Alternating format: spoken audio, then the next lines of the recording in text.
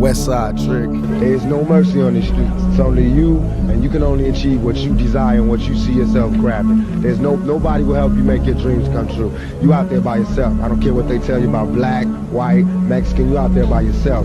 3 words to make a motherfucker heart burst. I rip the verse first, nigga, when I start to curse. Picture black hurts, adversaries buried in they Sunday best. He blinked, died in the dark. My gun sprayed his chest. When will I die, nigga? We all die. Halo, ketemu lagi dengan saya dan semoga kalian baik-baik saja. Ya, kali ini saya datang kembali dengan tema yang menarik untuk kita bahas di sini, yaitu rapper tersukses di dunia yang hidupnya fenomenal dan kematiannya yang masih misteri, yaitu Tupac Shakur.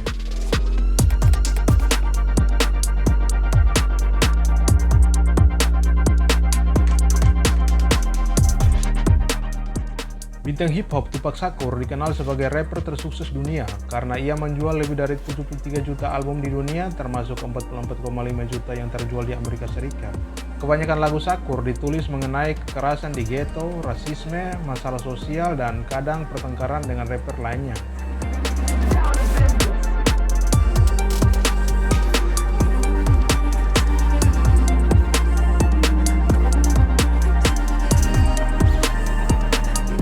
Tupac Amaru Shakur lahir pada 16 Juni 1971 di Harlem, New York City dengan nama Paris Lycenne Crooks.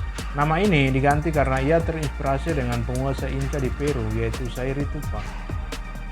Tupac Shakur adalah seorang rapper, aktor, aktivis, dan penyair dari Amerika Serikat. Selain itu, ia memiliki nama samaran, yaitu Tupac, Machiavelli, dan Pac.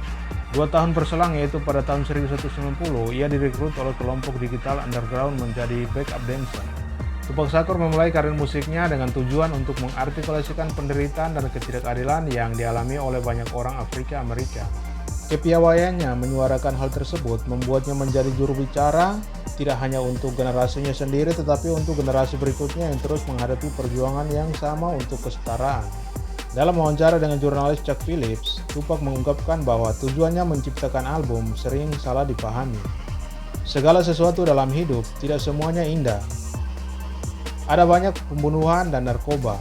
Bagiku, album yang sempurna berbicara tentang hal-hal yang sulit dan hal-hal yang menyenangkan dan penuh perhatian. Hal yang menggangguku adalah sepertinya banyak hal sensitif yang kutulis tidak diperhatikan. Album pertamanya, Tupacalypse Now, banyak mendapatkan pujian sekaligus kecaman karena liriknya yang kontroversial. Beberapa albumnya yang terkenal seperti All Eyes on Me 1996, Me Against the World 1995, dan Strictly for My Niggas 1993.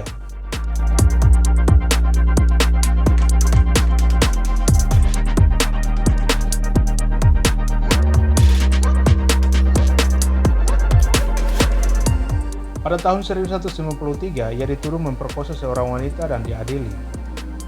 Sehari sebelum keputusan dibacakan, ia ditembak 5 kali di Manhattan dan terluka berat.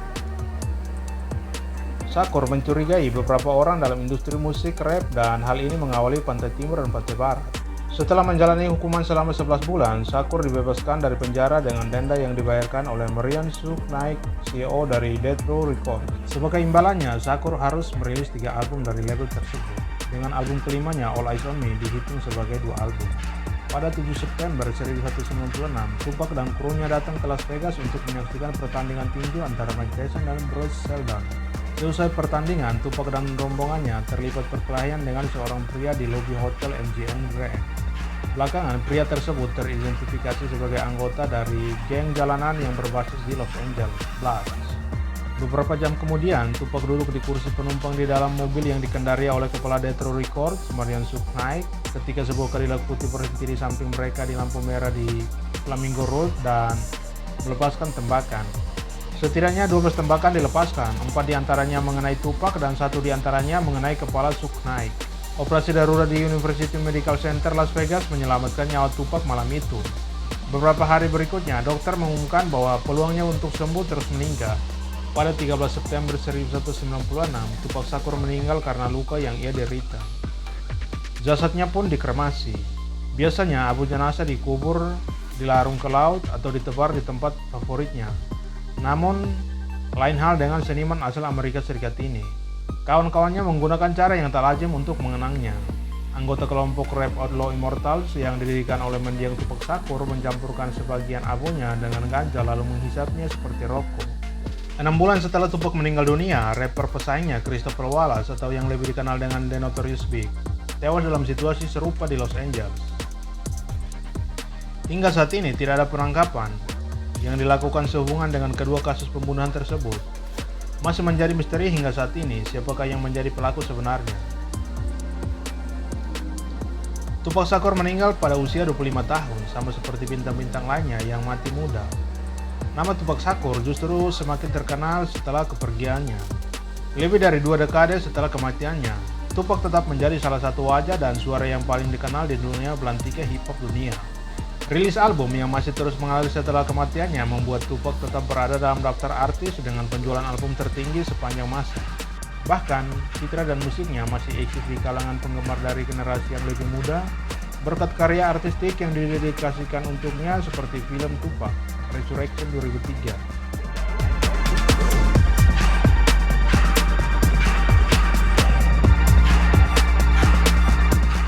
Sekian pembahasan kita kali ini. Apabila ulasan ini menarik, silahkan like, comment, share, dan subscribe. Dan jangan lupa nyalakan lonceng notifikasi agar dapat mengikuti berita terupdate dari channel ini.